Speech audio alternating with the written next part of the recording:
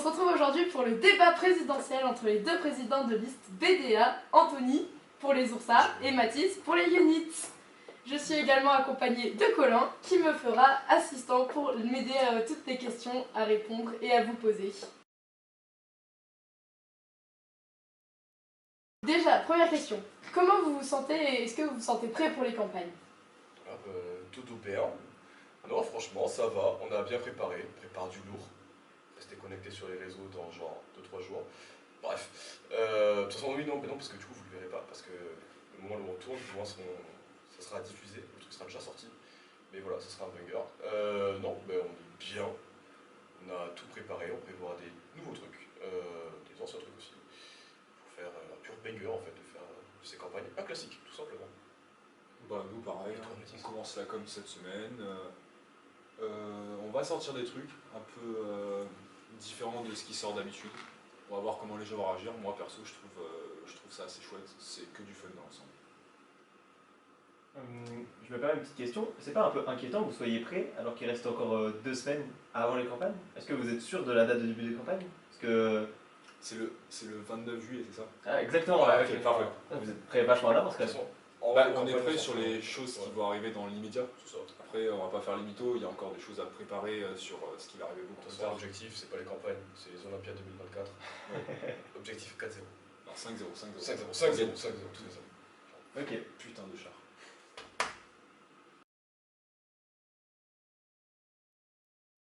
Si vous devriez faire une seule chose durant tout votre mandat en tant que BDA, genre le truc iconique qui ferait qu'on parlera de vous encore pendant des années, qu'est-ce que ce serait? Qui commence? Shifumi? Allez, Shifumi. En un point. Ouais. Shifumi. Je me suis fait baiser, putain. Ok, je commence. Alors, la proposition qu'on fait, le truc qu'on a annoncé dès le début dans les promesses de campagne et tout, pour le coup, c'est qu'on veut faire un club musique. Parce qu'à Felma, ils ont un club musique, et dans genre toutes les écoles d'ingénieurs de France, il y a des clubs musique, et chez nous, il n'y a pas de club musique. Et heureusement qu'on a Green RFM. Je tenais à passer une petite dédicace à Maël, qui nous propose potentiellement une alternative pour faire un club musique. Donc voilà, l'idée c'est de monter ça pour redynamiser la scène ouverte en même temps, et pouvoir faire du lourd, bien sûr. Encore une fois, je me permets, vous êtes peut-être au courant des problématiques jusque-là, c'est qu'on n'avait pas de salle disponible pour le club musique. Mais là maintenant il y a une salle. Donc l'idée pour vous, ce serait de travailler avec Green RFM et d'investir les locaux. Vous avez une idée de comment vous allez gérer notamment le jeu de clés? Parce que qui a accès à ce club musique? Est-ce qu'il faut faire partie du club musique pour y avoir accès? Est-ce que du coup vous faites une liste de gens qui ont le droit d'aller chercher la clé à l'accueil? Est-ce qu'il y a une seule clé, il y en a plusieurs? Comment vous voyez ça? Oh, les questions de fou furieux. Je pense qu'on est quand même dans les locaux de Green RFM et c'est un projet, on va pas faire les mythos, qui n'a pas été commencé par nous, c'est on arrive, mais par Maël et d'autres, Jerry Malte aussi qui avait commencé. On va essayer de redynamiser, mais après c'est pas nous qui avons commencé le truc, on va pas faire les mythos. Voilà, donc ça va quand même, je pense, être dans l'ordre des choses, Green RFM qui va gérer tout ça, parce qu'ils ont commencé à faire ça, et nous qui allons les soutenir, parce qu'à BDA il y a quand même un certain pouvoir, notamment sur la com et tout, et ça va nous permettre de les aider. Moi je pense que le BDA il y a des trucs vachement bien, Typiquement, le truc, c'est qu'en fait, je pense que tout se joue sur le mois d'inté. C'est vraiment ça qui va déterminer si tu veux faire BDE, BDA ou BDS. On sait tous, j'étais parti BDS de base, mais le BDA était pas loin quand même. J'avais fait tous les trucs BDA, tous les trucs BDS. Et franchement, je m'étais amusé de fou. Je pense pas qu'il y aurait des choses à changer, honnêtement, sur le mois d'inté. Si ce n'est, bon, on le sait, il y avait le petit voyage à Avignon, je crois, qui était tombé en même temps que la rando, mais ça c'était plus un problème, on va dire, d'organisation, et c'est le BDA qui en a pâti. Donc je pense pas que je toucherai au mois d'inté, franchement c'était super, il n'y a pas grand chose à changer. Moi je rajouterais les SAT, parce que j'ai fait tous les events Felma, littéralement, dont les 2 SAT de la SPY et de la Pacte. Franchement, je pense que c'est vraiment quelque chose qui manque à le cul, parce que c'est une putain d'ambiance. Pas forcément à gagner des goodies, parce que ça va être tout au long de l'année, donc c'est pas quelque chose qui doit être récurrent. Le fait que c'était souvent chez Felma, mais il y a tellement d'activités à la SAT, franchement, on a de quoi s'inspirer. Non mais c'est pour dire, ils ont commencé les escape games, on a repris les escape games, les tricks qui ont fait ça, ils font des SAT, enfin franchement on a de quoi s'inspirer de cette école, je pense que ça peut être pas mal ça. Oui, carrément. Essayer de vraiment... après, c'est ce que vous proposiez déjà dans l'idée de vraiment se séparer du bureau ou du BDE, faire nos propres events, des choses comme ça, donc ce qui était déjà proposé pour les campagnes avec l'idée de pas faire d'OB, pas faire des choses comme ça. C'est cette idée voilà, de vraiment se démarquer. Donc pour le coup, Felma, ça, ils ont une bonne gestion de ça, de vraiment séparer les deux. Du coup, l'idée serait de continuer là-dedans pour pouvoir faire voilà, des soirées à thème, des soirées zip en fait. On peut s'inspirer de leur modèle tout en trouvant notre propre originalité bien sûr. Et aller dans cette logique. Oui, il y a de quoi faire. Carrément. Ok.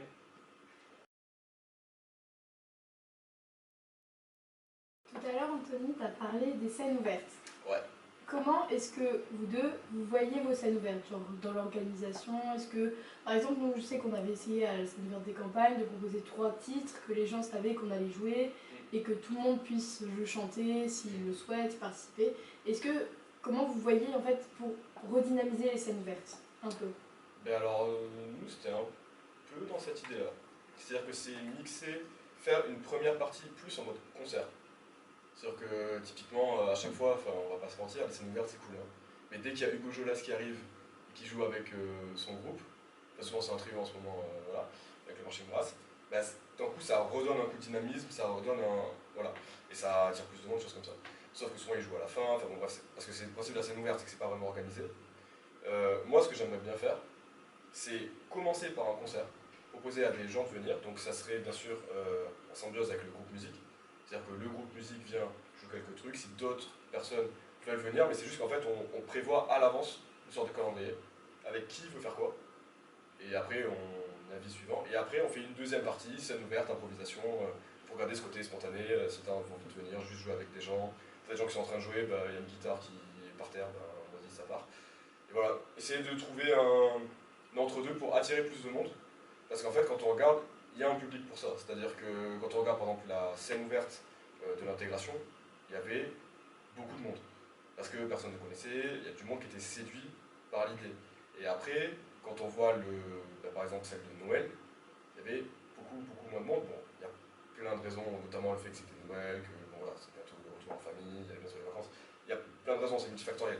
Mais cette idée de voilà, redonner du dynamisme et attirer les gens au moins au début avec voilà, des concerts.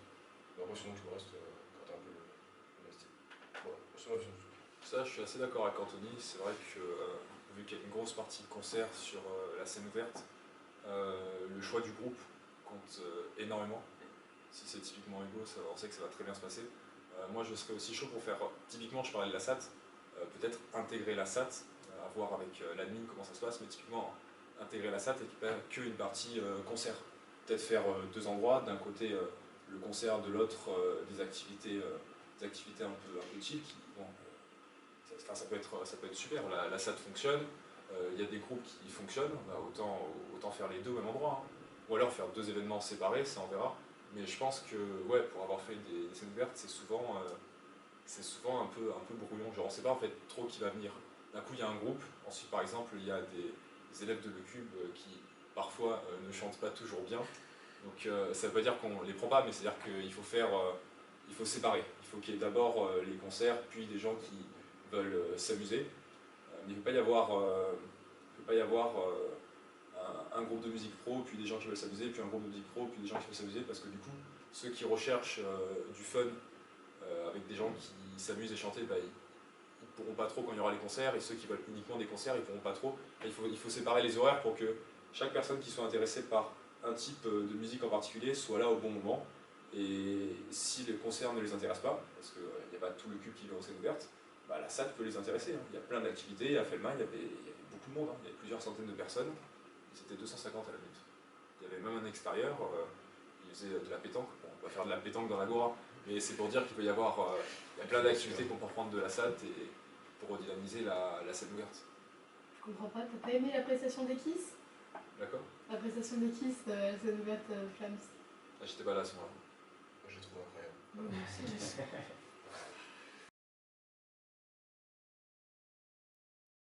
Alors, cette année, on a fait comme chaque année le Wesh, on a aussi introduit pendant l'inté le Wish. Vous, comment est-ce que vous voyez votre inté Mathis a commencé à nous répondre tout à l'heure. Comment est-ce que vous voyez le Wish et le Wesh Est-ce que vous voulez les continuer? Est-ce que vous voulez modifier? Comment est-ce que vous voyez les choses? On commence. Ouais. Bah, en vrai, les deux, je l'ai redit, hein. Le Wish, c'est un bon event. C'est comme le Wesh, il n'y a pas de raison qu'il marche moins bien que le Wesh. C'est juste que c'est à flop parce que c'est tombé en plein milieu avec la rando, mais ça, je pense que c'est un problème à l'avenir qui n'arrivera plus. Alors, accessoirement, c'était l'idée de faire les deux en parallèle pour que. Il y a eu un décalage. Parce que, ce que j'ai compris, ils ont perdu une semaine et du coup, ils ont été obligés de le mettre en même temps que la rando. Non, l'objectif c'était justement de mettre en même temps que le week-end rando, de mettre les deux week-ends en même temps pour que quand on ne peut pas aller au week-end rando parce que les places sont très limitées, on puisse quand même avoir un autre événement, ou dans l'autre sens. Il n'y avait pas eu un changement? Là où on a pâti de quelque chose, c'est parce qu'on a commencé la communication très tard, parce que en fait on a réussi à mettre finalement en place le Wish très tard. Et du coup on n'a pas pu communiquer dès mi-août pour les premières années qui allaient arriver, mais je crois que c'était même pas une semaine à l'avance du week-end. Donc évidemment, les gens étaient moins au courant de l'existence du Wish. Ça, après, il y avait aussi le fait que, en tout cas, de ce que j'ai vu des 1A, c'est que l'event rando, c'est vraiment un classique. Et on nous l'a vraiment vendu comme, voilà, c'est le classique, c'est la bonne chose pour cohésionner, tout ça. Le Wish, c'est tout nouveau. Donc forcément, ça a moins été poussé. Donc dès le début, je sais qu'il y a tout le monde qui voulait aller au week-end rando, même ceux qui n'ont jamais fait de rando. Et c'est une bonne chose. Là où à côté, le Wish, forcément, c'était un peu moins défendu parce que personne ne connaissait. Bien sûr. C'est vrai qu'aussi, après c'est normal, c'est le début, il faut essuyer les patrons. C'est ça, je pense que c'était. Nous, on voulait le mettre en place une première parce que ça pouvait être intéressant d'introduire un week-end similaire à ce que fait le BDS pendant l'intégration. Ouais. Après, c'est sûr que les gens ils viennent à Grenoble en général pour une bonne raison, notamment pour les montagnes. Évidemment que si on propose un week-end rando à des gens qui arrivent pour les montagnes, ça va leur parler beaucoup plus. Donc, donc toi Mathis, tu t'as dit que tu voulais le garder? Bah sinon, en soi, oui, hein. Moi j'avais fait le Wesh et franchement, je me suis éclaté. Genre là, l'an prochain, peu importe qui organise le Wesh, j'irai dans tous les cas, c'était super, hein. Et ça valait le prix, hein. Je passais de super moments avec les Maltes, les Xou, c'était. 19 Shots. Ouais, 19 Shots, par exemple, bien sûr, pour ceux qui auront la ref, mais non, c'était vraiment bien. Et je vois pourquoi le Wish serait moins bien que le Wesh. Non, les deux events sont bien pour le coup, à garder. Carrément. Alors nous, du coup, donc pareil, on veut garder le Wish et le Wesh. On a une idée pour les deux prochaines destinations. Surtout qu'en plus, pour le Wesh, ça tombe sur un week-end à 3 jours.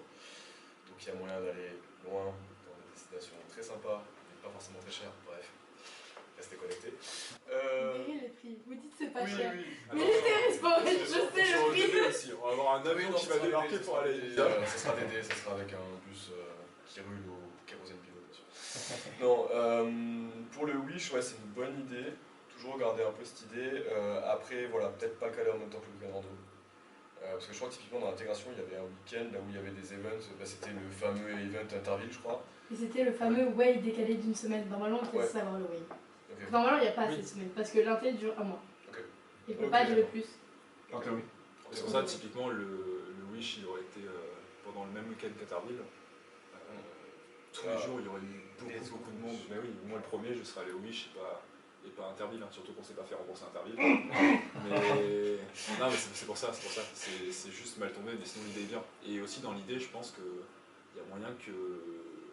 Ça, j'avais pas fait le Wish, donc je sais pas. Mais vu que le Wish, on reste en France, on reste plus à proximité de Grenoble, ça peut aussi être dans l'idée moins cher. Donc proposer une super alternative à des gens qui voudraient faire l'un des deux et qui auraient plus les moyens d'aller on va dire au Wish par rapport au Wesh. Durant vos promesses de campagne, vous avez tous les deux évoqué le fait de redynamiser le muscu. Alors, c'est bien joli, mais comment est-ce que vous comptez le faire? Ok, alors, nous pour le coup, on a un PDA avec plein d'artistes. C'est-à-dire que pour vous donner une idée, le Newscube, dès le premier mois, il y avait 6 personnes qui étaient dessus. On a pondu un premier projet, il y avait énormément de pages, je ne sais pas combien elles étaient, mais il y en avait vraiment beaucoup. Donc l'idée, ça serait, donc elles ont plein de projets, je pense qu'elles en parleraient beaucoup mieux que moi, parce que j'avoue que moi je me suis plutôt concentré sur les events, mais l'idée c'est de déjà les mettre au foyer, pour que ça soit plus visible de manière générale, parce que le truc c'est que je pense que à peu près tous les occupants sont au courant qu'il y a un Newscube, mais ne savent pas trop où trouver, ou ne cherchent pas trop parce que ça leur passe pas, enfin l'idée leur vient pas quoi. Donc l'idée de le mettre au foyer, ça c'est vraiment cool. On va peut-être trouver aussi d'autres possibilités, le reposter sur les réseaux un peu plus, quitte à faire une version raccourcie, des choses comme ça, mettre plus de jeux interactifs. De toute façon, vous aurez un très bon aperçu de ce qu'on a fait avec le Cube de campagne, dans l'idée de quoi faire, mais voilà, faire quelque chose de plus coloré, plus concret, voilà, plus de choses. Après, voilà, encore une fois, moi je me suis plutôt géré côté event et tout ça, j'ai pas trop de bouscule. Mais de manière générale, c'est ça. Ok. Je suis assez d'accord sur le fait de le mettre en valeur. Après, j'aurais pas mis en valeur de la même façon, à savoir rester au foyer, qu'il soit sur un canapé ou qu'il soit sur côté bar du foyer, je pense pas qu'il soit en 1 ou 3 exemplaires au foyer, je pense que ça va rien changer. Déjà mettre une version en ligne, ça je pense c'est obligatoire. Ça permettra une meilleure accessibilité aux gens parce qu'il y a plein de gens qui ne viennent jamais au foyer. Donc c'est-à-dire par définition, ils n'auront jamais accès au Cube. Il est en ligne. Oui, il est en ligne, mais le mettre mieux en ligne. Là je te rejoins pour la com. Et ensuite, sur la manière dont il est tourné, pour le coup, si on prend les Xou par exemple, il y en a plusieurs qui travaillent dessus. Maël, Diane, Julien, il y en a des paquets. Franchement, voilà, on prend l'exemple de Diane par exemple, c'est une vraie artiste. Donc, pourquoi ça bloque? Parce qu'il y a déjà le côté artistique dedans. Je pense qu'il faut rajouter des choses. Toi, tu parlais de plus de jeux, plus d'interaction. Moi, typiquement, j'ajouterais un truc où je mettrais une page avec des anecdotes sur les gens. C'est-à-dire que des gens, par exemple, ont une anecdote sur eux, l'anecdote du mois, peut-être faire un petit système d'élection. Ah putain, t'as vu le Cube, qui avait la meilleure anecdote, faire des sélections. Enfin, je pense qu'il y a vraiment un système de fou à faire parce que les gens adorent les ragots, ce genre de choses. Donc chacun pourrait, par exemple, on fait ça en ligne, mettre une anecdote sur lui, Cube met les anecdotes en ligne. Il peut y avoir, ça c'est de la com aussi, il peut y avoir des sondages, les gens choisissent, ah tiens, telle meilleure anecdote.